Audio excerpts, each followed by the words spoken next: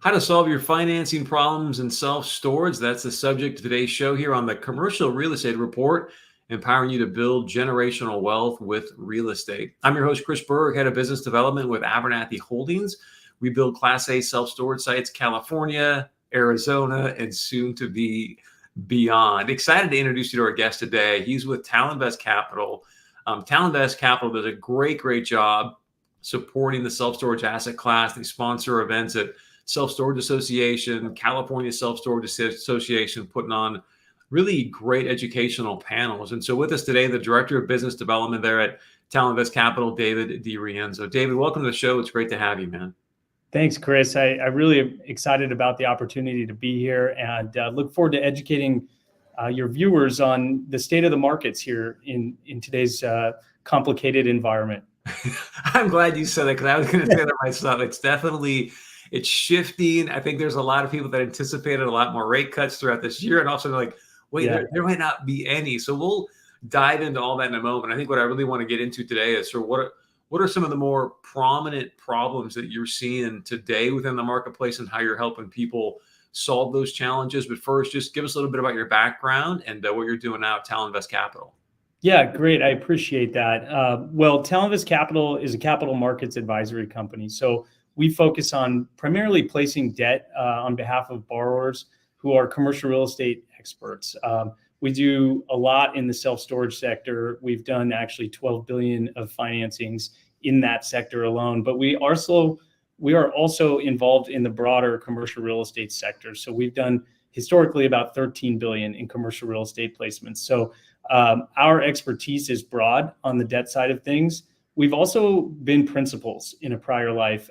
So our company has had the opportunity to place about $1.5 billion of equity that bought 5 billion of various commercial real estate assets over the years. So our expertise is wide, and we bring a lot of resources and a lot of understanding of what it's like to be in your shoes as a borrower. With that, we bring a team of 5 to every execution. And those resources are critical because we bring in a strategy advisor and a business developer, myself. We have a relationship manager who is head of execution and also lender relationships. We have an analyst, underwriter, and a loan closer, and then a senior principal who remains involved in every deal. So with the easiest deals all the way through the hardest deals, we've got a whole team dedicated to success on your behalf. Really important in today's environment, just given how much volatility we're experiencing, that we have all those collective, collaborative perspectives, and that we bring that team through the execution process from start to finish. There's no drop off in our efforts along the way. One thing that we're seeing in the marketplace today with all the higher for longer mentality is actually a little stability. We're seeing some stability and understanding that, hey, it's time to recognize that's the case. So that's a positive. We're seeing that as a positive, at least, and it's allowing us in the strategy formation process to get in early with clients and say, hey, how do we plan for success if rates stay higher? How do we plan for success if rates come down? Where do we have opportunities for flexibility? Where do we want to take some risk off the table? So those strategy conversations, the earlier you start those, the better we're going to be at the end of the day. The other part of the process that's elongating, not just strategy formation, is execution. Lenders are going through similar challenges internally in terms of evaluating opportunities to put their financing to work. So credit committees, who are similar to investment committees if you're used to an investment perspective, they're looking at the critical risk components of a deal and saying, where are there opportunities for us to take that risk off the table and then find the deals that we're willing to lean into. Candidly, they're doing that on a more selective basis. So if you're looking at 20 deals, maybe you're picking 1 or 2 or 3 to do as a lender today. That poses challenges for our clients because you never know if you're going to catch them at the right time in their journey to get their financing or not. So we need to be sure that we're creating a nice, healthy competition amongst the mix of lenders that we bring to the table on any given financing, and make sure that when we put those financings in front of them, that they're all the supporting data, all the supporting underwriting, the potential risk points within that underwriting. So market rent growth as an example, cap rates as an example, and other areas where lenders are historically known for pushing back. We want to make sure we understand that from start to finish and bring our team involving all 5 of those folks from start to finish. David, thank you for that. So I know that there's different challenges going on right now. So I'd love to hear from you, since this is really your day to day. What are some of the most prominent challenges that you find people are facing right now within the self-storage space? And then how are you helping them solve that problem? Yeah, it's a great question. There's a couple things going on. With the higher for longer, we're seeing stress build within lenders' portfolios and owner-operators' portfolios as well. If your interest reserves are running dry, if your loan's coming due, if you have a really high leverage loan that you need to pay off, those are stressor factors. We need to find solutions for those groups who have a maturity coming up quickly. We need to find those who have interest reserves that are depleting, that have enough loan size to cover the carry cost to get them to stabilization.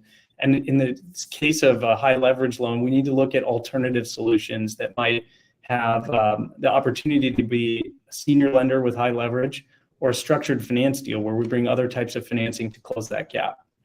Bottom line, it's going to take some serious planning to overcome those challenges and make sure that we're doing that early.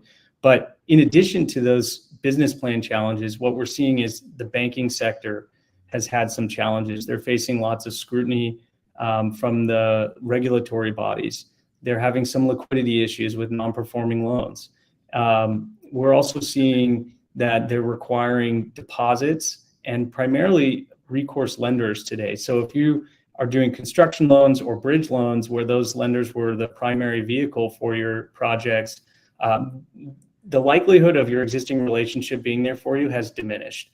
You might need to widen your relationships, deepen that pool of potential lenders to solve your need for that project. So if you're going vertical, or if you're extending the lifeline of that business because of the lease up, the time to stabilization, you're going to need that partner. So what we're doing is we're bringing in a wider list of lenders. We're sourcing active lenders based on other deals we're using as case studies. And we're making sure that when we negotiate with those groups, that we're minimizing the impacts of deposit requirements, recourse, limiting the amount of operating covenants, and making sure that they have the data so that they don't get stuck in an overly conservative lending position. Secondarily to that, beyond banks, what we're doing is we're bringing in other options, so life companies, to fill some of the void where the banks can't compete. Debt funds, particularly for non-recourse borrowers who are looking to go vertical for construction, or bridge loans without recourse. So those strategies are things that we're working on internally. We've got a number of active deals. Right now, we're actually working on a challenging deal that has had a delay during its initial phase of construction during COVID in 2020, 2021. And as a result, their loans coming due the end of this year. So we need to put a bridge loan in place because they're essentially a little bit behind their business plan. Property's performing well, however, they don't have the time. So we took that to market. We saw some initial strong interest, and then we saw the kind of selectivity and the conservatism that we're seeing lenders display today start to slowly evaporate the lending options. Well, what we did is we dove deep into it. We went through an exhaustive process of data analytics. We went with the head of revenue management on their leasing platform, and we brought all that together into a package that we could get lenders excited about. So we actually have a very competitive lending option for them from a debt fund that's going to help them execute that business plan. So how did you reframe the lenders? Well, it wasn't so much about a reframing necessarily. It was just about getting the right information to them at the right time in their process. So if you get it too late, or potentially even too early, they might start to get concerned about something that they otherwise might not have brought up. So we want to address it when they're in their journey, at that ready point in their journey of understanding. So let's talk a little bit about your process, because one of the things that's happening right now is maybe somebody, for example, underwrote a project or a property in 2020, 2021. We all know rates were screaming in self-storage then. And not that they're coming up on that 5-year number, but it's starting to creep up if it was 2020, right? So they're looking down the pipeline going, wait a second, I had a very low rate. Obviously, it's much higher. What are you doing to work with those people? Are you having a lot of people reach out to you now that are in that kind of problem? And then what's your solution? Well, it's interesting. We have, over $1 trillion of loan maturities coming up in 2024 and 2025. So there's a force, and the time between that force is evaporating, and owners as well as lenders are going to have to start making some decisions on how they approach solutions here, whether that's a straight up refinance, a workout with that existing relationship that's the current lender, or otherwise. That force will drive activity. We're starting to see that activity pick up. To your point, we're getting calls, we're getting inquiries, we're getting deal flow that is based on putting a solution in place. For the large part of people out there, it really depends on their priorities and their outlooks for where they think the interest rate environment is going. With those needs in mind, we can kind of customize a solution.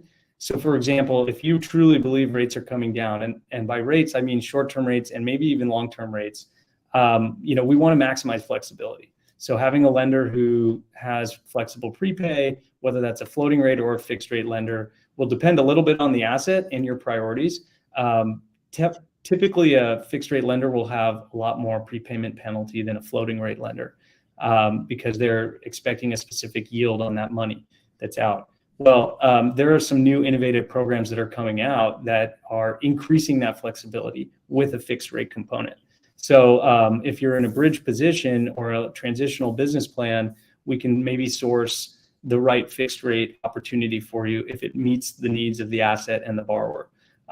There's also other ways to protect your position through rate caps, so that you don't have the exposure that you might have otherwise. So if you think maybe a year ago, if you bought one of those rate caps, you're looking pretty good today.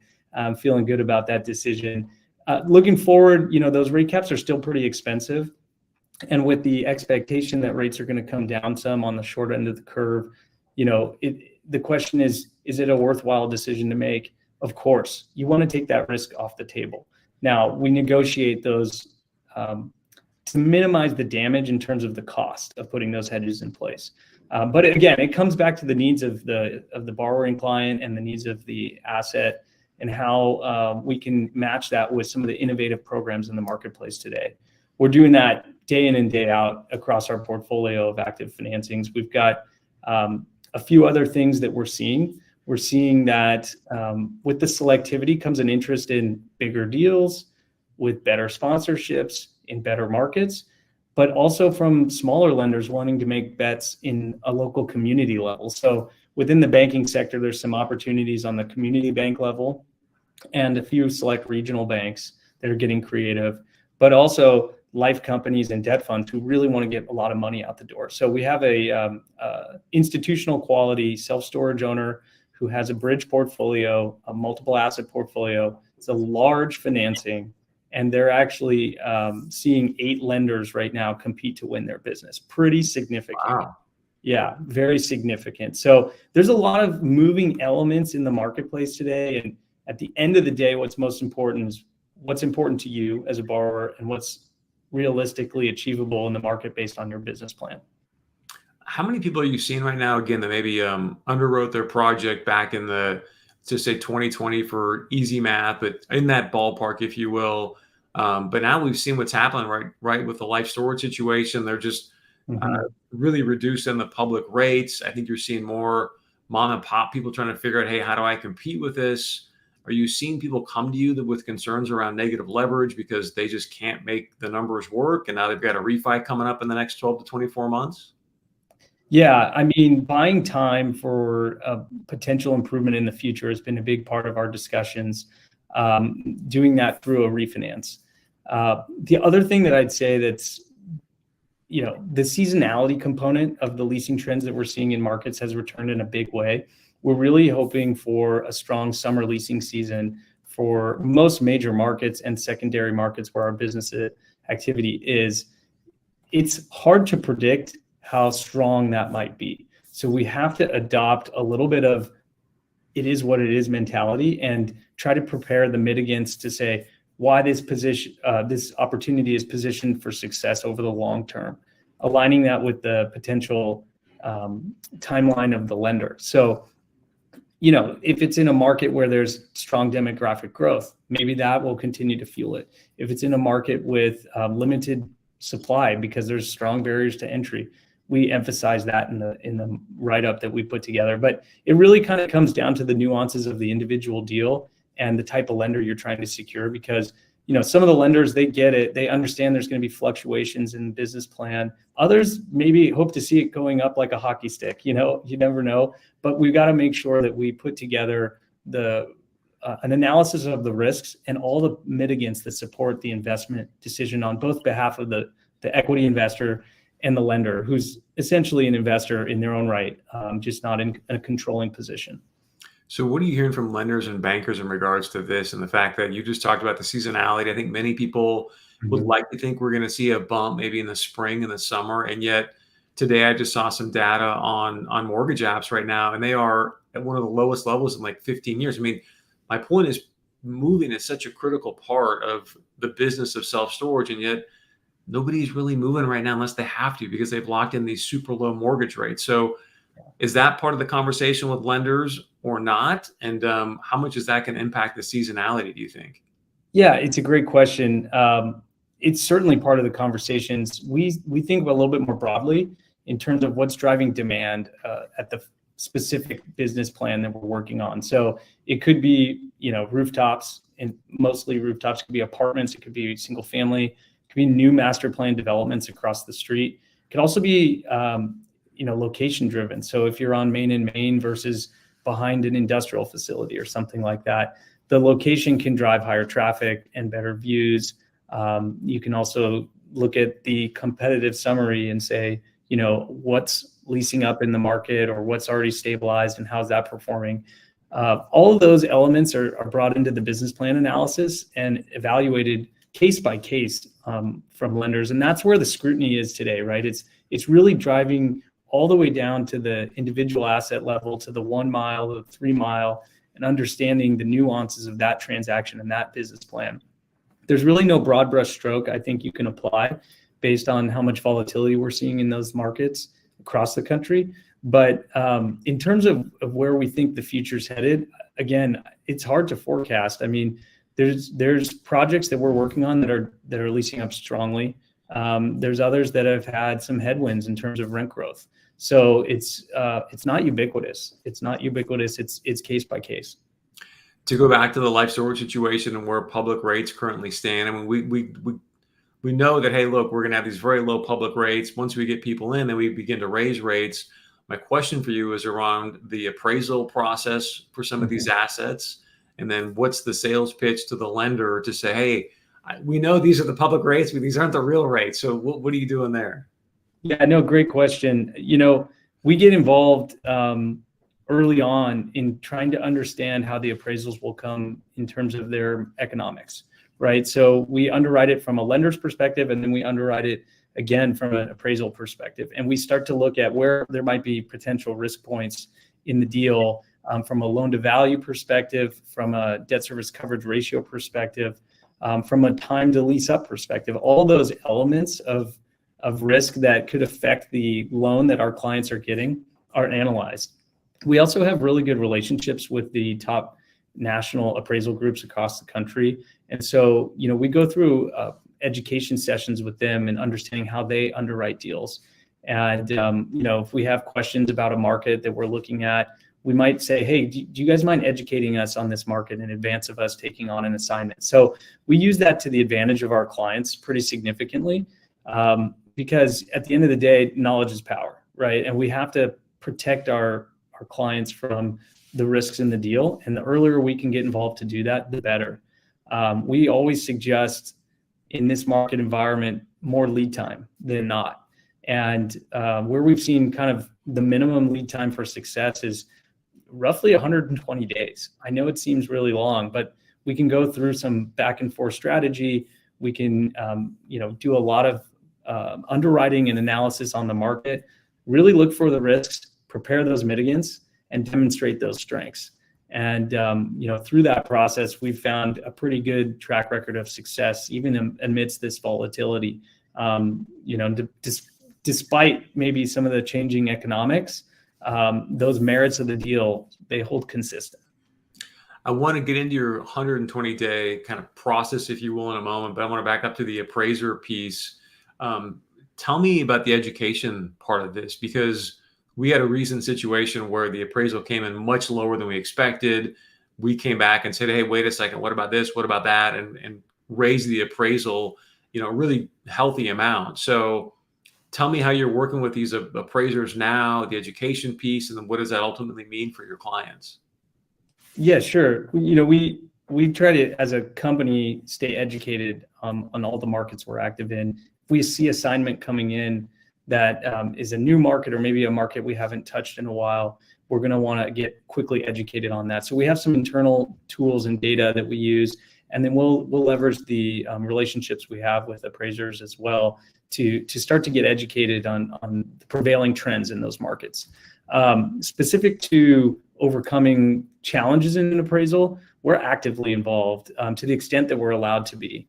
There's certain prohibitions and requirements from some lenders, and we always have to respect that. But to the extent that we can provide data, provide underwriting support, highlight trends in the underwriting, so maybe you can see a certain lease up, but you really want to break that down and say, over the last 30 days or 60 days, we're seeing this. And by the way, as soon as they implemented this plan, look at the increase in revenue, and making sure that the appraiser is digesting all that information.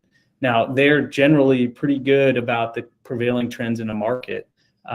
So we don't have as much influence there unless they're overlooking some kind of data set or something like that we have access to. But it's a collaborative process, and in terms of problem solving and making sure that at the end of the day, they're putting their name on something. They want it to be accurate as well. Okay, you talked about the 120 days, reaching out to you well in advance to put together the strategy, the plan. I'm coming up on let's say a refi, and I've got my concerns. I reach out to you. Walk me through what we're going to be doing over the next 120 days to get ready to help solve my problem. Well, first, before we even start talking, I want to mention that our team has taken a proactive approach in this environment. We're not stagnant on the data set of relationships and lending programs that we have. We want to grow those. So even in the first quarter alone, we've actually established an understanding and established relationships with 93 new lending programs or lenders. So that innovation that I talked about earlier in terms of new cutting edge programs or tweaked programs, we want to make sure that we can bring that to our clients in the financing process. So, we're constantly doing that in the background. We're constantly understanding what are the prevailing trends and risk points. And so by the time we start those conversations in the beginning of a 120-day process, let's say, I come to you with some suggestions. Now, I need to understand, again, your top priorities and your needs. So we'll go through, we'll do calls just like this, candidly, and go through an education process on the business plan and the sponsorship. And then we'll take that market intel and those lender resources, and we'll try to put that all together into a strategy. We can't guarantee that any particular lender is going to be available at any particular time, especially in this market where they're being more selective. So what we want to do is have kind of a priority ranking, number 1, number 2, number 3, and then also go through a process of selecting the right competition.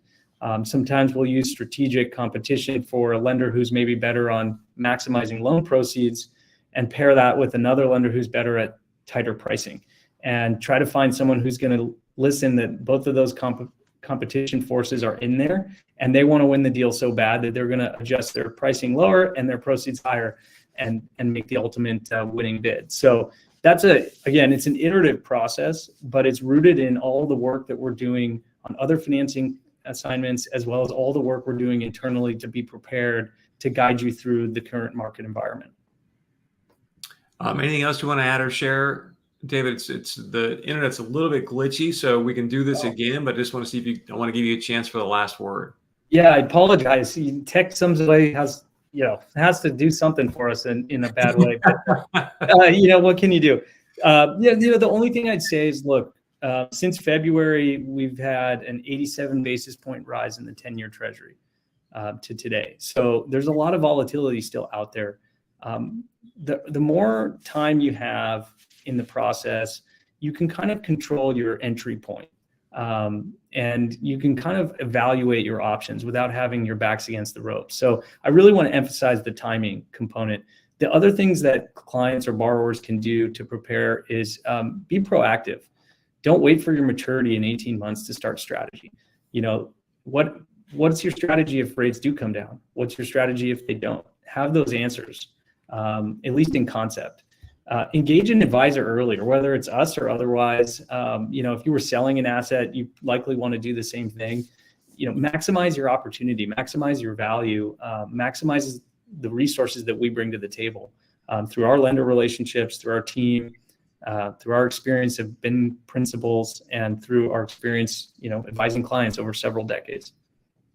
So if people want to reach out to you, kind of they email you, contact you, what can they do? Yeah. My email and contact information should be readily available on our website, talinvest.com. Happy to share it with you, Chris. If you want to put it on any of the materials that you've got here, we can link it in the show notes or whatever. Okay. David DiRienzo, thank you very much. Director of Business Development there at Talinvest Capital. You can check them out, talinvestcapital.com.